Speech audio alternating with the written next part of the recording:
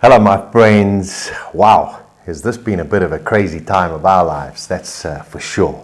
We should be celebrating the launch of a brand new circuit today in Vietnam, and we would already by this stage know what was happening with Free Practice 1 and Free Practice 2. However, due to the state of the world and COVID-19 and the coronavirus, that's not happening. No. And the simple answer to so many of the question is no one knows. Will there be Formula One this year? No one knows. How many races will be on the calendar? No one knows. Will all of the teams make it to any Grand Prix this year? No one knows. Will the drivers take a pay cut? We know some of that information. So at this stage, unfortunately, no one knows. But it's not as simple as that. It's very, very complicated, and I'm going to try and go through all of that during today. Some of the news that I'm sure you are aware of, but if you aren't, let me just refresh your memory. That is, both McLaren drivers, Lando Norris and Carlos Sainz, have agreed to take a pay cut from the McLaren organization after McLaren have had to temporarily lay off some of their workers. And I think this is the first of quite a few scenarios that we're going to see specifically with the smaller teams. When it comes to taking a pay cut for anybody, of course it is a massive blow to the ego, it's a massive blow to your lifestyle, but it is something that is very, very important. Now, I'm going to talk about the financial implications of what this that is happening right now has an effect on every single person involved in motor racing, motorsport, Formula One, all sports, and of course all businesses as well. So far Australia has been postponed. Bahrain is off. Vietnam, which was meant to be this weekend, is off. China is off. Netherlands is off. Spain is off. Canada, Monaco has been cancelled. Okay, that was the 24th of May. So we might be looking at Azerbaijan in the 7th of June, perhaps to kick off the Formula One season. It might happen, but no one knows at this stage. The British Grand Prix is scheduled for the 19th of July.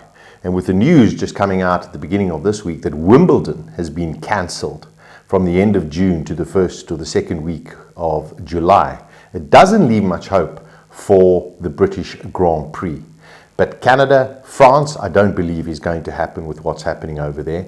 Austria, no one knows. Unfortunately, no one knows. So looking at the calendar, we might, if we're lucky, start in Hungary on the 2nd of August, which is now April, May, June, July. It's 4 months from now. That means we lose 12 races. Wow. It's unbelievable what's going on. So let's talk finances at first up here. Will Formula One be affordable for going forward? With the economic downturn, I mean, the amount of people that are losing jobs worldwide, not only just in the world of Formula One, but in everything, it's a very, very difficult time for everybody. That's it. It's as simple as that. Will countries be prepared to pay the $25 million to host a Grand Prix going forward from 2021? Now, of course, they've all got contracts in place and contracts of this, but if you can't pay, you can't pay. However, there is one massive savings grace when it comes to the world of Formula One. It is an incredibly popular sport. And if we do have Grand Prix, I can tell you, if there are Grand Prix that allow spectators, there will be masses and masses of demand because people just really, really love the sport. If we do have Grand Prix this year, will we have spectators? No one knows. Italy is the 15th of September or 6th of September. I do not see the Italian Grand Prix going ahead with spectators. Singapore, Russia, Japan, United States, Mexico, Brazil, Abu Dhabi. Your guess is as good as mine as to whether we are going to have any Formula One racing this year. couple of weeks ago, there were a couple of reports that came out that said, well, maybe, the summer break that they usually take, they could run some back-to-back races, and that's usually around about August. So it would be, from July, August, somewhere around there, where we have the summer break. Even if you run back-to-back races, I mean, which races can you run? Don't forget, the world of Formula One runs during the summer months, or the spring and summer months of most countries. So it's relatively warm weather. You want to go to an event where it is relatively warm. You don't want anything too cold. So as soon as you start looking at the calendar and start saying, well, if we have to push everything out to around about October and fill up November and December, you've got to look at Southern Hemisphere Grand Prix, because they will be in spring and summer, whereas the rest of the Northern Hemisphere will be going into winter, autumn and winter, and it'll be too cold. So if we start off in, let's say, Singapore, 20th of September, you've got then the following week, the 27th of September. Then you've got a 2-week gap between to Japan. So maybe you could squeeze something in between Russia and Japan. But now you have to sit there and say, you're in this side of the world, you're going that way, where else can you go? Could China be ready, or Bahrain? Perhaps that could fit in there. Then between Japan and the United States, you sit and say, well, you've got Brazil and Mexico already down there. From going to Japan to Australia is not too far. However, going from Australia to the United States is a big jump. So how they're going to work this out is logistically very, very difficult. And I think Ross Brawn and his team must be, just racking their brains to try and find some kinds of solutions.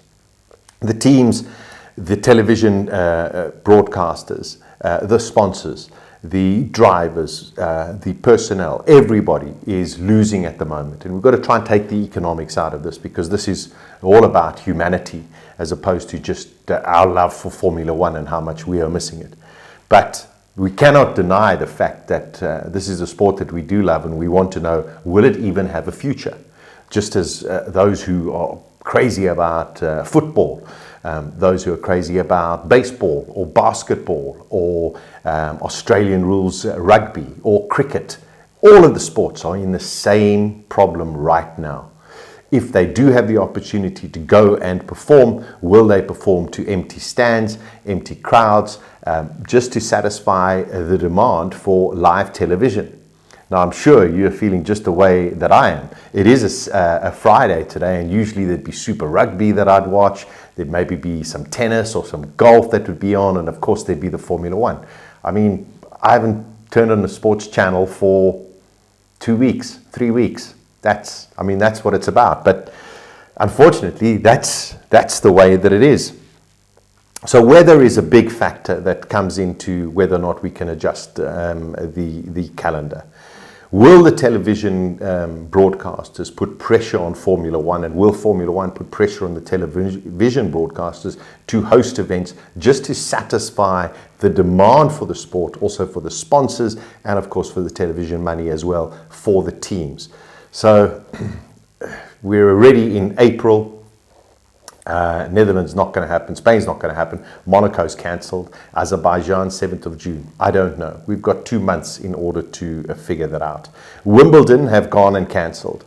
So by the end of April, we should have an idea as to where the world of sport is actually going to be going. Will a lot of the countries be in a position to make decisions because they have maybe flattened the curve of this coronavirus and COVID-19?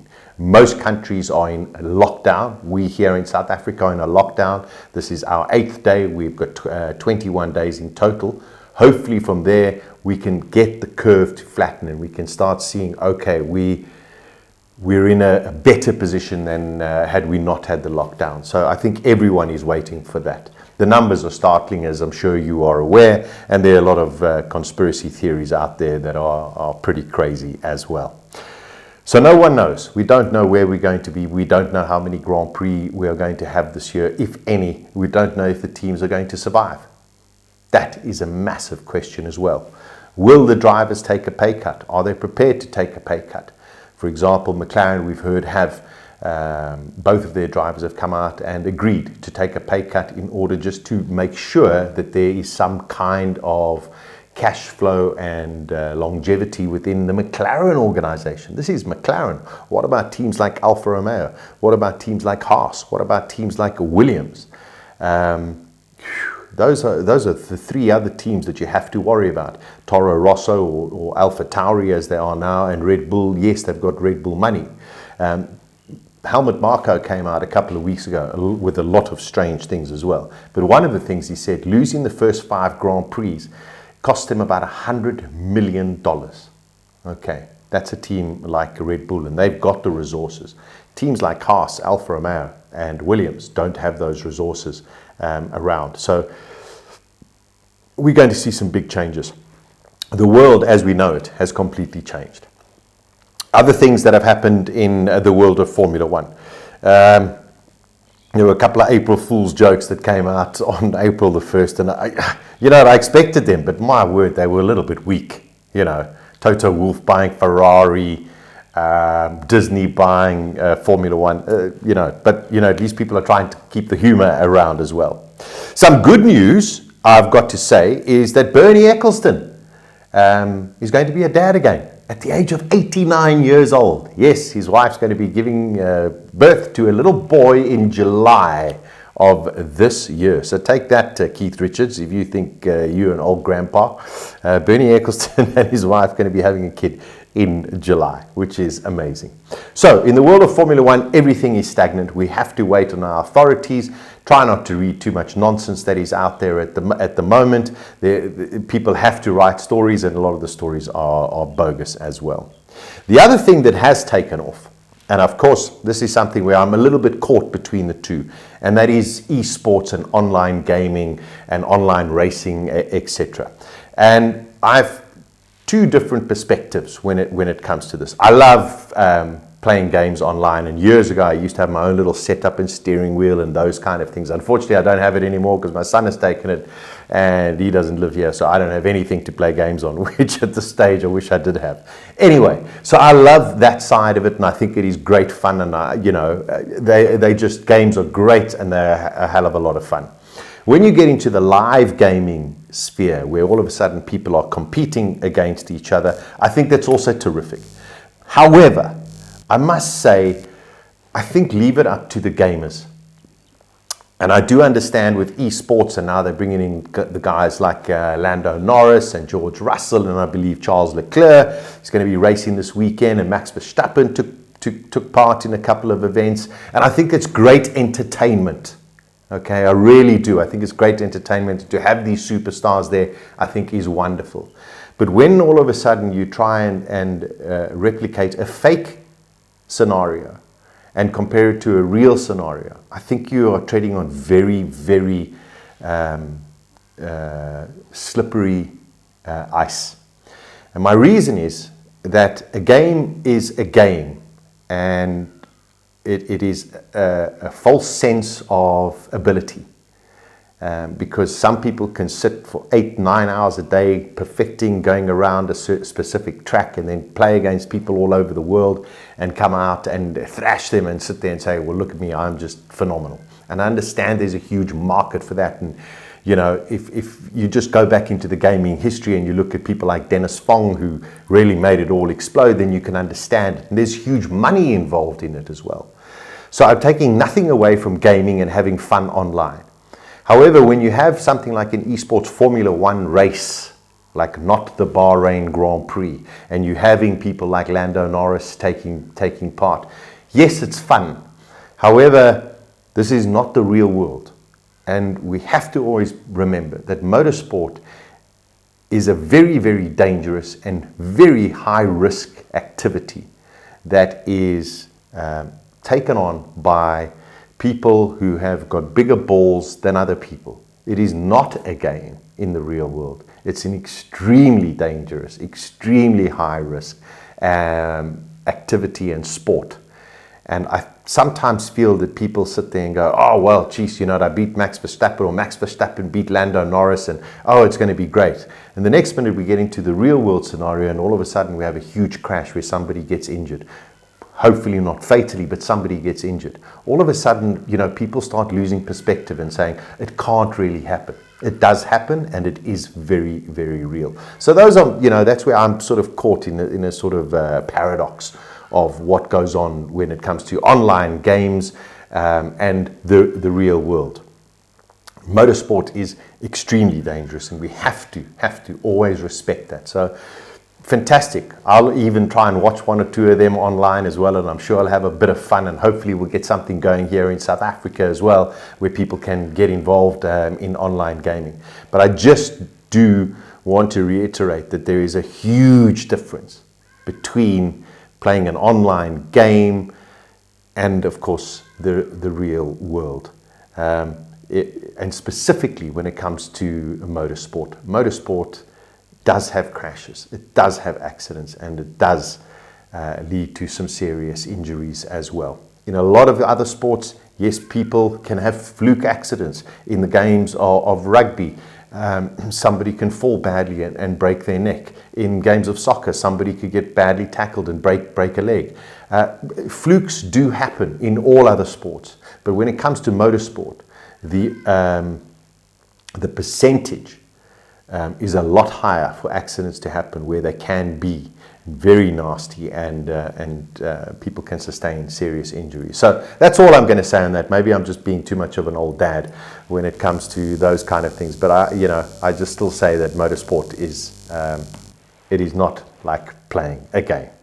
So where does that leave us at present? We should be in Vietnam. I'm sure the drivers are as frustrated. I'm sure all of the organizers, the sponsors, the people who have organized their events for all of these wonderful activities that we so love are all very frustrated that nothing is going on. Money can be made again. That's how the world works. Lives, unfortunately, once you're gone, you're gone. So the whole world is taking the precaution to try and save the lives of people. And we just have to respect that. And we have to be patient. We have to be tolerant. We have to be kind. And we have to be understanding.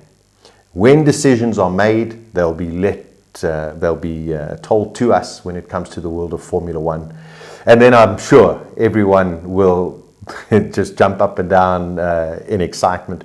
Those who will be able to attend events, a live Grand Prix, if we do have spectators, will be in for the times of their lives, because it'll be something they will never ever forget for the rest of their lives. Those of us who are going to be sitting on the couches and the chairs watching it, I think we'll have a completely different perspective because of the way that the world has changed. I wish I could bring you better news in the sense of, well, we're going to be racing in 2 weeks' time, but unfortunately, no one knows, as I said in the beginning. I will keep you updated with any other news, but I mean, if it's just got to be something that's negative and telling us no, it's not going to happen, I'd rather that, I come back to you with something that's going to be much more positive. So listen, thanks for just being patient. Thanks for your understanding. We're going to be 8-9 down before anything. I don't see France happening. Perhaps the 5th of July in Austria. Great Britain, Silverstone, I think there's a question mark around that as well. But whenever it does happen, and if it doesn't happen in 2020, well, then we'll have to wait for 2021. But there will still be lots of news that will come out in the world of Formula One, so I'll keep you updated with most of the good stuff. I was going to talk about the DAS system, about Ferrari cheating, what did testing teach us? We should have had all of this information already. We should have gone through all of the teams. But we haven't had a start to a season. So until next time, thanks for watching. Any questions, any queries, post them down, and I will get to them during the course of the next couple of days as I sit and do nothing and try and answer all of your questions. But be safe, stay at home, and be kind. Ciao, ciao. Follow us on social media, Instagram, Facebook and Twitter at F1 Sakha.